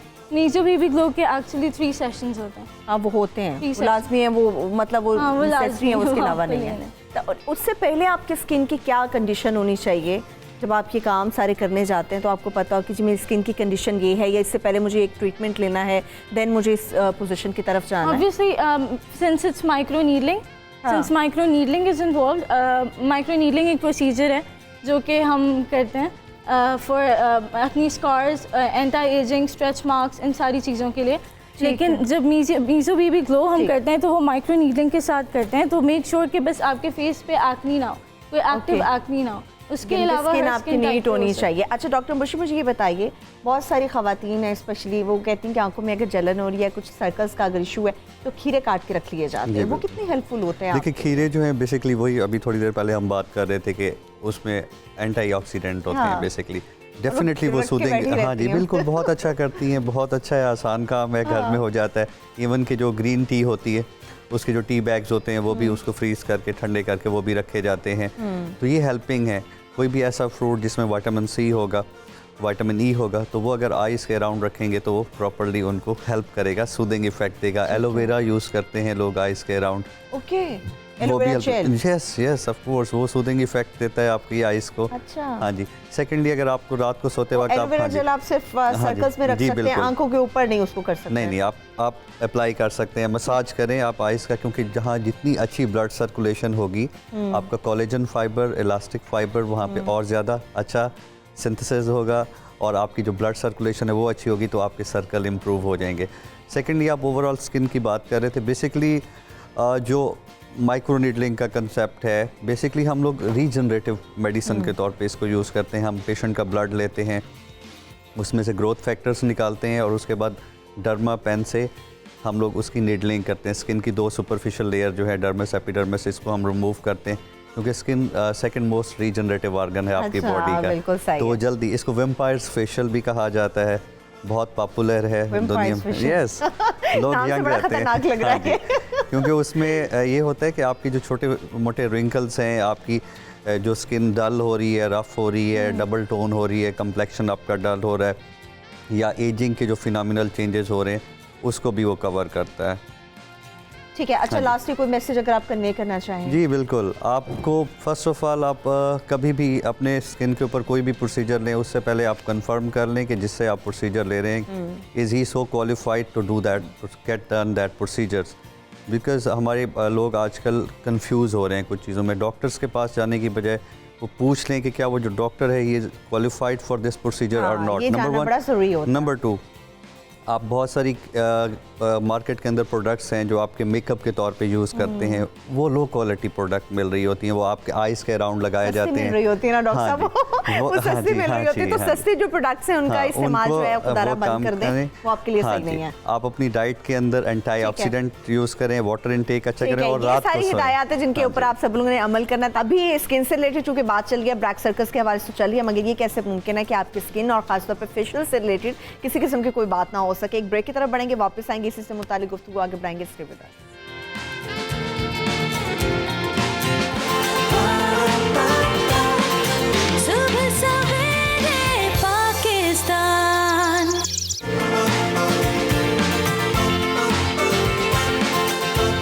वाकई ये ज़रूरत भी है सबके। लोग कहते हैं अगर स्किन आपने नीट करनी है तो फेशियल अपना कराना पड़ेगा, और स्किन को नीट रखना है, ख़वातीन क्या हो, मर्द हज़रात क्या हो, सबके लिए बड़ा ज़रूरी होता है। तो मैंने कहा कि मर्दों से मुतालिक बात चल रही है, हमारे साथ मेकअप आर्टिस्ट तो होंगे, तो ये भी मुमकिन है कि हम डॉक्टर मुबशर को भी नहीं जाने देते, डॉक्टर मुबशर को भी बिठाते हैं और पूछते हैं कि वाकई फेशियल से स्किन आपकी बहुत ज़्यादा नीट हो जाती है, बड़ा ज़रूरी होता है ये आपके लिए। तो डॉक्टर मुबशर तो हमारे साथ यहाँ पे मौजूद है, मगर इसके साथ साथ हमारे जो दूसरे मेहमान हैं, हमारी बहुत ही प्यारी सी मेकअप एक्सपर्ट हैं जो हमेशा हमारे साथ मेकअप से रिलेटेड बात करती हैं, यहाँ पे मौजूद होती है। माहीन मौजूद है। Thank you so much Maheen, आपने हमें ज्वाइन किया। और इसके साथ साथ मेकअप एक्सपर्ट हैं हनी, वो भी हमारे साथ मौजूद हैं। जो thank you so much Honey, आप मर्दों के फेशियल से रिलेटेड हमारे साथ थोड़ी सी चीज़ें शेयर करेंगे कि मर्दों के लिए फेशियल कितना ज़्यादा ज़रूरी होता है। तो फेशियल होता क्या है माहीन, क्या होता है? लोगों में बड़ा मिसकॉन्सेप्ट है इस चीज़ से रिलेटेड। फेशियल क्या होता है? सबसे पहले तो मैं ये कहूँगी फेशियल जो सैलून्स में होता है, हाँ। हमारे यहाँ भी होता है। हाँ जी, घर में भी होते हैं, हाँ। सैलून्स में भी होते हैं, घर में भी होते हैं। और उसका एक हमारी जो लेडीज़ हैं वो सबसे पहले तो सोचती हैं कि हमारा ब्लीच हो गया, हमारा फेशियल हो गया, रगड़ रगड़ के ब्लीच करती हैं। ब्लीच का फेशियल से कोई भी मतलब मैं नहीं समझती कि कोई उसका कोई भी उसका कोई लिंक है उसके साथ। तो फेशियल बेसिकली आपकी स्किन को रिलैक्स करता है, डीप क्लेंस करता है, और आपके जो रूटीन में हमारा ज़ाहिर है पोल्यूशन इतना है, डस्ट इतना है, तो हमारी स्किन को बेहतर करता है। लेकिन ये भी नहीं होता कि फेशियल से आप बदल जाएं। लेकिन आप ऐसा नहीं है कि फेशियल से भाई हमारे सुनने वाले माहिन को ठीक से नहीं सुन पा रहे, आपका लॉकेट जो है ना ठक ठक करके हमारे माइक को लग रहा है। मैंने कहा जरा लॉकेट साइड पे हटवा दें आपका। तो फेशियल बेसिकली यही मैं बता रही हूँ कि ऐसा भी नहीं होता कि फेशियल आपकी स्किन को बदल के रखते हैं। देखें, ये बिल्कुल ऐसे ही मुमकिन है जिससे आप सारी रात ना सोएं और आप सुबह फ्रेश नहीं हो सकते। इसी तरह फेशियल जो है वो आपको रिलैक्स भी करता है। मतलब सिर्फ आपकी ये नहीं है कि आपका कलर अगर थोड़ा टैन है तो उसको वाइट कर देगा। अगर आपकी स्किन पे कोई काम होगा, क्लेंजिंग या मतलब कोई मास्क लगेगा, कोई सीरम्स लगेंगे, तो उससे आपकी स्किन रिलैक्स होगी। तो रिलैक्स होके भी फेस पे ग्लो आता है, वो बड़ा अच्छा तो बेसिकली फेशियल आपकी स्किन की आपको ग्लोइंग इफेक्ट देता है।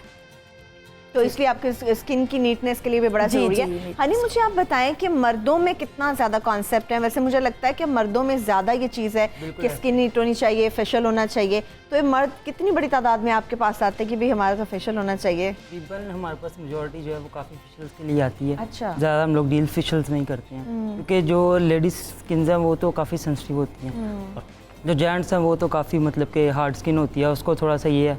लेकिन लेडीज़ हैं कि रगड़ रगड़ के ज़्यादा वो कर लेती हैं, वो उनके लिए नहीं बनी। वैसे मर्दों की ज़्यादा खुरदरी स्किन होती है, आप लेडीज़ को ना टारगेट करें। हाँ। मैं वही कहना चाह रहा हूँ कि जेंट्स को जो उसकी ज़रूरत है, हाँ ज़्यादा ज़रूरत पड़ती है उसकी, क्योंकि उन्होंने ज़ाहिर है बाइक पर ड्राइव और बाहर काम शाम में ये वर्किंग अपनी करनी होती है, तो उनके लिए उनको ज़्यादा प्रोसीजर की ज़रूरत होती है। अच्छा, लड़के आपके पास आते हैं, कहते हैं कि जी फेशियल कर दें, या उनको कोई टाइप्स भी पता होती हैं, भाई ये वाला फेशियल मुझे चाहिए, ये वाला, ये बस आते कहते हैं कि भाई हनी आप फेशियल करवा दो ज़रा? बेसिकली जो हमारे पास क्लाइंट्स आते हैं उनको ज़्यादातर पता नहीं होता है, हम उनको गाइड करते हैं, देन उनको प्रोसीजर अपना स्टार्ट करते हैं।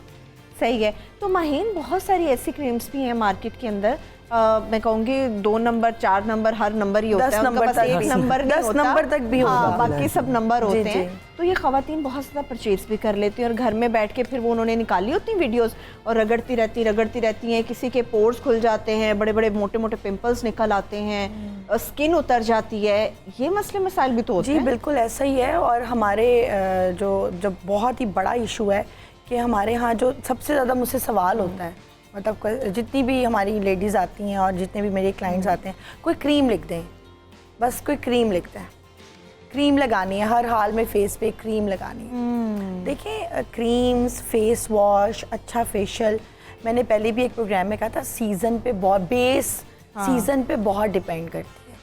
तो सीज़न के मुताबिक अपना जो फेस वॉश है, अपनी डे नाइट क्रीम है, या कोई भी ट्रीटमेंट आप ले रहे हैं, इवन फेशियल ले रहे हैं, कुछ भी बेस, आप प्राइमर, फिक्सर, वो आपके सीज़न पे बहुत जैसे कमेटी डाल की चीज़ें ली होंगी, वो 4 महीने बाद तो नहीं बदलेगी बेचारी कि भाई मैं 4 महीने बाद बदलूं, फिर एक कमेटी डालूं, फिर नहीं लेके आऊं। सीज़न देखें ना, आप समर में कितना ऑयल आता है। अब आप ऐसा कोई फेशियल लें जो विंटर के लिए आपने लिया और जब ड्राइनेस हो जाती है फेस पे, उसका फेशियल अब आप समर में तो नहीं ले सकते। अच्छा डॉक्टर मुबशर, कितने लोग ऐसे मुतासिर होते हैं जो गलत मलत क्रीम्स यूज़ कर लेते हैं घर पे, और आपके पास फिर आ जाते हैं कि डॉक्टर साहब को क्रीम लिखते हैं? 90% जो यूथ है वो हमारे पास हाँ यंगस्टर स्किन डैमेज करके आती है।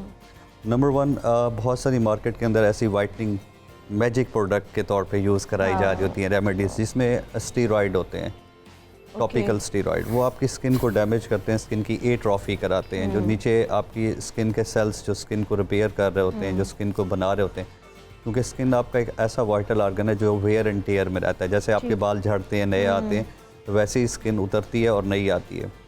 लेकिन ऐसी मॉइस्चराइज़र, ऐसी क्रीमें जो रेमेडी बनाई जाती हैं, जो अप्लाई की जाती हैं फेस के ऊपर, जिनमें स्टीरॉयड होते हैं, तो वो क्या करते हैं कि वो नीचे जो सेल्स जो नई स्किन बना रहे होते हैं वो उसको डैमेज कर देते हैं। तो आपकी स्किन का जो नॉर्मल मैकेनिज़्म है आने जाने का, वो स्लो डाउन हो जाएगा।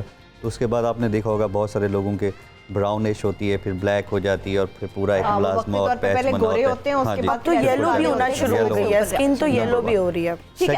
सेकेंडली मोस्ट जो है वो हमने देखा है कि इमीडिएट इफेक्ट आता है। आप कोई भी स्किन पे क्रीम यूज़ करें, कोई भी प्रोडक्ट यूज़ करें, सबसे पहले आपको उसके कान के पीछे थोड़ी सी अमाउंट लगा लेनी चाहिए, या आप अपने इधर यहाँ पे रेस्ट पे लगा दें, चेक कर लें कि क्या आपकी स्किन इसको सस्टेन करती है। इमीडिएट अगर रेडनेस हो जाती है, कॉन्टैक्ट डर्माटाइटिस जो है, या इरिटेंट कॉन्टैक्ट डर्माटाइटिस बहुत कॉमन है लोगों के अंदर, एक्नी बहुत कॉमन है इसी तरह की नाइट क्रीम इस्तेमाल करने की वजह से लोगों के अंदर। अच्छा, आप फेशियल के ऊपर बात कर रहे थे, facial is no doubt good thing, but आप वही बात आ जाती है कि अगर कॉम्पिटेंट हैंड नहीं होगा तो आपकी वो लेयर्स जो हैं स्किन की, हाँ जी, आपकी एपिडर्मिस भी उड़ा दी, डर्मिस भी उड़ा दी, और नीचे क्यूटिकल लेयर जो सेल रिपेयर लेयर है वो भी डैमेज कर देते हैं।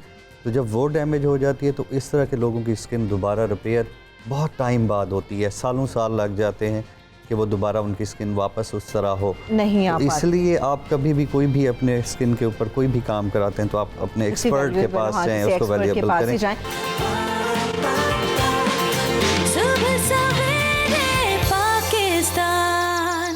अच्छा हनी, मुझे ये बताएं इसका प्रोसेस क्या होता है, या मैं अगर पूछूं जी इसका प्रोसीजर क्या होता है? मतलब आते हैं लोग कहते हैं कि जैसा मुंह धो लिया मैंने, थोड़ा पहले स्क्रब लगाऊं मैं फेस के ऊपर, उसको रगड़ते रहूं, ये तरीक़ेकार क्या होता है फेशियल का? आपको स्टार्ट कहाँ से, किस तरह से लेना चाहिए? हाथ पे ऊपर आपका प्रेशर कितना ज़्यादा अपनी स्किन के ऊपर होना चाहिए? ये सारी चीज़ें बहुत ज़्यादा मैटर करती हैं। ऐसे ही है, बिल्कुल ऐसे ही है, ये मैटर करती हैं। सबसे पहले किट के ऊपर डिपेंड करता है और कंडीशन स्किन के ऊपर डिपेंड करता है कि वो कैसी है, उसके ऊपर किस किस्म की हमें अप्लाई करनी चाहिए किट और किस किस्म की नहीं करनी चाहिए। इट डिपेंड्स ऑन स्किन, ठीक है, कि हमें कहाँ से स्किन देखनी चाहिए कि इस पर क्या यूज़ हो क्या नहीं। फेशियल में एक्चुअली हम लोग स्टार्ट करते हैं स्किन पॉलिश से, ठीक है, सबसे पहले। देन हम लोग उस पर देखते हैं कि डबल एक्शन या स्क्रब सबसे पहले जोन सा होना चाहिए। देन उसके बाद क्लिनजिंग होती है, देन फर्दर उसका प्रोसीजर चलता है। अच्छा, ठीक है। इसके बीच जो मेन चीज़ होती है वो होती है जब आप देते हैं स्टीम फेस पे। फेस स्टीम भी होती है कि फेस स्टीम से बहुत फ़र्क पड़ता है। जैसे हम गर्म पानी से अक्सर नहा लेते हैं घरों में, तो काफ़ी फ़र्क पड़ता है उसको, तो इस चीज़ से स्टीम से काफ़ी फ़र्क पड़ता है। तो इससे आगे प्रोसीजर ये होता है कि पूरा जो फेशियल होता है देन एंड होता है मास्क के ऊपर। हाँ, ठीक है। तो वो मास्क जो है वो डिपेंड करता है कि जैसे एक्नी होती है स्किन के ऊपर तो उसके लिए पील ऑफ मास्क है, यहाँ को ब्लैक हेड्स होते हैं उसके लिए फिर ब्लैक मास्क होता है। तो ये फिर फेशियल के। अच्छा, ये पील ऑफ मास्क का ना मैं पूछूंगी, माहीन से भी पूछूंगी, ख़वातीन के अंदर ये जो बालों का मसला आता है ना, बड़ी ख़वातीन कहती है कि इसकी वजह से होता है, मैं बात करूंगी। और साथ साथ हमारे कैमरामैन दिखाते हैं कि फेशियल हो रहा है, यहाँ पे मैन फेशियल भी हो रहा है और ख़ातून भी हैं, लड़की हैं यहाँ पे जिनका फेशियल हो रहा है, कि किस तरह से आप कितना प्रेशर आप रख सकते हैं, किस तरह से इसका यूज़ आप कर सकते हैं, या आप किस किस एरिया को किस तरह से रब कर सकते हैं। हमारे साथ सहर कॉलर मौजूद है, उनसे बात करते हैं। जी सहर, क्या जानना चाहेंगी आप? हेलो जी सहर, मैं आपको सुन सकती हूँ, बात कीजिए। मैंने ये पूछना चाहती हूँ, मेरे चेहरे पे गड़े हैं दानों के, ये इनका क्या हल है? ये गड़े वैसे कब से पड़े हुए हैं आपके चेहरे पे? ये मुझे कुछ 10 साल से पहले हैं। अच्छा, कोई आपके पिंपल्स वगैरह निकले होंगे, आपने छील दिए होंगे पकड़ के? हाँ जी, इस तरह ही। तो आपने किसी डॉक्टर से थे तो वो निकाल देते थे ना नाखून से, बस नाखून से निकाल देते थे। अब देखें वो अपनी क्या छोड़ के गया आपकी स्किन के ऊपर। चलिए मैं पूछ लेती हूँ सर, गड़ों से मुतालिक तो डॉक्टर मुबशर से पूछेंगे, मगर माहीन ये जो पील ऑफ मास्क वाली बात है, बहुत सारी ख़वातीन इंक्लूडिंग मी, मैं अवॉइड करती हूँ कि पील ऑफ मास्क मुझे स्किन के ऊपर नहीं। मैं कहती हूँ आप मुझे वैसे कोई मास्क लगा दें जिसको आप आराम से पानी के साथ ही रिमूव कर दें। तो ये ख़तरनाक नहीं होता? कहते हैं कि छोटे छोटे बाल आपके चेहरे पे पूरे निकल आते हैं। अच्छा, सबसे पहले तो मैं इन्होंने जैसा स्टीम की बात की या इस तरह की, तो शायद जेंट्स और लेडीज़ में काफ़ी फ़र्क है। हाँ, जैसे मैं पॉलिशर और स्टीम के हक में नहीं हूँ। उसकी वजह यह कि जिस चीज़ की ज़रूरत नहीं है वो फेशियल में आप यूज़ मत करें। मर्दों की स्किन ज़्यादा होती है ना, कि उनको ज़्यादा ज़रूरत होती है, हार्ड होती है, लेकिन फिर भी पोर्स ओपन हो जाते हैं कई दफ़ा। और जिस तरह से अभी ये खातून कह रही है एक्नी है, तो हम लोग जब एक्नी वाली स्किन पे पॉलिशर भी लगाते हैं और स्टीम भी देते हैं तो वो ज़्यादा बिगड़ जाते हैं। मतलब वो कई दफ़ा निशान बन जाते हैं, जो एक्नी होती है ना वो निशान बन जाते हैं। छोटे छोटे सैलून खुले होते हैं ना गली मोहल्ले, वो पील ऑफ का मतलब ये होता है कि एक्चुअली पील जब हम करते हैं ना मास्क, तो हमारे जो अपने चेहरे के बाल हैं वो कई दफ़ा उतर जाते हैं। तो वो जब उतरते हैं बेसिकली वो टूटते हैं, तो वो कई दफ़ा जो बाल टूटता है ना वहाँ से 2-3 भी निकल आते हैं बस। तो इसीलिए जब आप पील ऑफ मास्क जेंसन का भी बहुत अच्छा है, लेकिन अदरवाइज लिफ्टिंग मास्क के लिए भी आप पील ऑफ यूज़ करते हैं। अच्छा, हाँ जी। लेकिन लिफ्टिंग वो तो उनके लिए जिनकी स्किन थोड़ी सी ढिलक जाती है उनके लिए। लेकिन अगर आप पील ऑफ नहीं यूज़ करना चाहती, ना करें उससे, आप आप फेस की वैक्स भी करा सकते हैं, कुछ कर सकते हैं, लेकिन वो बाल जब टूटता है ना उससे, क्योंकि कई दफ़ा उसको उतारा जाता है इतनी ज़ोर से या खींच के, क्योंकि वो चिपक जाता है ना, अच्छी तरीके से बैठ जाता है स्किन पे। आप उसको जब उतारते हैं तो आपकी स्किन का जो बिल्कुल ये जो रुआं होता है, मतलब ये भी निकल जाता है, ये निकलता है, तो वो फिर टूट जाते हैं बाल। तो वो जो जड़ है, जाहिर है जड़ से बाल निकलेंगे तो और बात है, टूटेंगे तो वहाँ से आपकी 2-3 मतलब जो बाल जो है वो निकल सकते हैं। हाँ। तो इस वजह से ये है कि कॉन्सेप्ट के जी ज़्यादा बाल आ जाते हैं। ठीक है। अच्छा डॉक्टर मुबशर, ये जो खातून थी अभी सहर हमारे साथ, उन्होंने बताया गड़े पड़ गए, नाखूनों से छीलती रही हैं वो, और 10 साल हो गए हैं स्किन पे वैसे ही गड़े हैं, तो क्या किया जा सकता है? देखिए ये पोस्ट एक्नी स्कार्स हैं। जैसे अभी हम बात करें, आप स्किन के ऊपर कोई भी प्रोसीजर ना लें जब तक आपको पता हो कि आपकी स्किन के ऊपर एक्नी के दाने हैं। ठीक है, क्योंकि उस टाइम आपकी स्किन इन्फेक्टेड होती है। आपकी स्किन के ऊपर स्टेफ ओरियस एक बैक्टीरिया है, स्टेफ एपिडर्माइडस है, प्रोपियोनोबैक्टीरियम एक बैक्टीरिया है जो कि एक्नी कॉज करता है। जिन लोगों को एक्नी हो रही होती है उस टाइम उनकी स्किन पे ये बैक्टीरिया ज़्यादा अमाउंट में होते हैं और उनकी स्किन प्रॉन होती है कि वो इन्फेक्टेड हो जाए। तो इस सूरत में आप कोई भी प्रोसीजर लेंगे वो आप अपने इन्फेक्शन को स्प्रेड कर रहे होते हैं, क्योंकि आप ऑटोमेटिकली कोई भी प्रोसीजर, कोई भी फेशियल, कोई भी स्क्रब लेंगे तो आप स्किन के नॉर्मल टेक्सचर को रिमूव करके ही ले रहे होते हैं, उसको डिस्टर्ब करेंगे ताकि नीचे से नई स्किन आए। तो उस सूरत हाल में रूल ऑफ थंब है कि कोई इंसान कभी भी कोई प्रोसीजर ना करवाए फेस के जब आपके फेस के ऊपर पिंपल्स हों, एक्टिव एक्नी हो। और खुद भी कोई उंगलियों से ना छीलना शुरू कर दो। सेकेंडली, अगर एक्नी के स्कार हो जाते हैं तो उसके लिए आजकल क्योंकि हम न्यू ईरा में हैं अभी, तो मल्टीपल ऑप्शन है। आप फ्रैक्सल लेज़र ले सकती हैं, आप डर्मा पेन ले सकती हैं, प्रोसीजर करवा सकते हैं। हम एक्नी के लिए सब्सियंस करते हैं, हम एक्नी के लिए जो है प्लाज्मा पेन करते हैं, हम इवन के फिलर भी होते हैं जो एक्नी के स्कार के लिए यूज़ किए जाते हैं फिल अप करने के लिए। तो डॉक्टर को कंसल्ट करें रादर देन के घर बैठ के खुद कर अपनी स्किन को डैमेज करते रहें, खुद से चीज़ें करते रहें। तो बेहतर है किसी अच्छे डॉक्टर के पास जाएं आप। और एक्नी और एलर्जी में भी फ़र्क होता है। कई लोगों को कोई एलर्जी होती है, वो समझते हैं एक्नी है, एक्नी हो गया, एक्नी है तो कोई एलर्जी है। कई दफ़ा एक्नी एलर्जी भी तो इसलिए कहते हैं ना नीम हकीम खतरा जान, खुद से डॉक्टर ना बने, डॉक्टर के पास आप लोग चले जाएं। क्लिनिक कितने अच्छे अच्छे होते हैं, हमारे पास इतने अच्छे डॉक्टर बैठते हैं, हमारे पास इतने अच्छे अच्छे मेकअप एक्सपर्ट बैठते हैं, तो आप इनसे भी मसले का हल जान सकते हैं। मिसेस यासीन मेरे साथ मौजूद है, कॉल पे उनसे बात करते हैं। जी मिसेस यासीन, क्या जानना चाहेंगी आप? अस्सलाम वालेकुम। वालेकुम अस्सलाम। अच्छा, मेरे ये पूछना था डॉक्टर साहब से कि मुझे आप काइंडली मेरी बात पूरी सुनिएगा कि मुझे 10-12 साल से शादी से पहले एक्जिमा है। तो यकीन माने कि मैंने बहुत ज़्यादा ट्रीटमेंट करवाई है, डर्माटोलॉजिस्ट से करवाई है और कभी खुद से कुछ नहीं किया, लेकिन अब इतना मसला है कि मेरे फेस पे, आईज पे, हर जगह पे है। तो ठीक है मिसेस यासीन, आप परेशान ना हो। मैं आपको सिर्फ इतना कहूँगी कि हमारा शो जब रिपीट होगा, आपने हमारे शो को रिपीट में देखना है। डॉक्टर मुबशर ऑलरेडी जो एक्जिमा से रिलेटेड है बहुत सारी अच्छी इन्फॉर्मेशन शेयर कर चुके हैं, होपफुली वो आपके काम आएगी। सुभान भी हमारे साथ कॉलर मौजूद है, उनसे बात करते हैं। जी सुभान, आप क्या जानना चाहेंगे? अस्सलाम वालेकुम बाजी। वालेकुम अस्सलाम। जी बाजी, माशाल्लाह बहुत आपका अच्छा प्रोग्राम हमेशा जाता है। और बात ये है कि मुझे डॉक्टर साहब से ये मालूम करना है कि काफ़ी दिन हो गए हैं कि एक मतलब काफ़ी ऐसी क्रीम है जिसकी एडवर्टाइजिंग अक्सर मतलब टीवी स्क्रीन पे आ रही है। ठीक है। और वो दिखने में तो माशाल्लाह क्रीमें अच्छी ही हैं, ठीक है, वक्ती तौर पे। अब उसको इंसान कुछ हफ्ते तक यूज़ कर रहा है तो बिल्कुल सही है, उसका मतलब बिल्कुल हिसाब चेहरे वेहरे पे भी बिल्कुल असर सही है, ठीक है। जिस दिन इस इंसान उस क्रीम को छोड़ रहा है तो बिल्कुल चेहरे पे दाने ऐसे पड़ जाते हैं जैसे वो पहले से भी इंसान का चेहरा बिगड़ जाए। और फिर उसी क्रीम को कुछ हफ्तों के बाद फिर इस्तेमाल कर लो तो फिर चेहरा सही हो जाता है। अगर उसको छोड़ दो तो जैसे एक इंसान किसी चीज का आदी नहीं बन जाता है तो उसका आदी का ये 2-3 क्रीमें ऐसी हैं। तो अभी बात कर लेते हैं ना, ये जो सस्ती वाली क्रीम्स हैं, ये फॉर्मूला क्रीम्स हैं, इनका इस्तेमाल ना करें।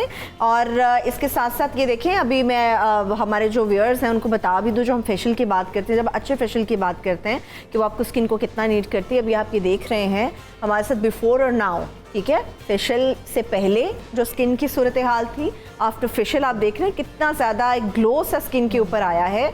और ये आपकी डाइट पे भी कर रहा होता है, मगर और ये विदाउट पॉलिशर है, विदाउट पॉलिशर, विदाउट स्टीम, और बिल्कुल 15 मिनट वाला फेशियल है, मिनी फेशियल। हाँ, मैंने भी देखा, मैंने कहा कि कितना टाइम लगेगा, तो महीने ने बताया कि टाइम तो लग जाएगा। मैंने कहा 15-20 मिनट में आपने बताना है कि कितनी ज़बरदस्त चीज़ें। हमने अभी कोई वैक्यूम नहीं यूज़ की। हाँ, और किसी किस्म की कोई स्टीम भी यूज़ नहीं की है। हमारे साथ कॉलर मौजूद है सायरा, उनके साथ बात कर लेते हैं। सायरा, क्या जानना चाहेंगी आप?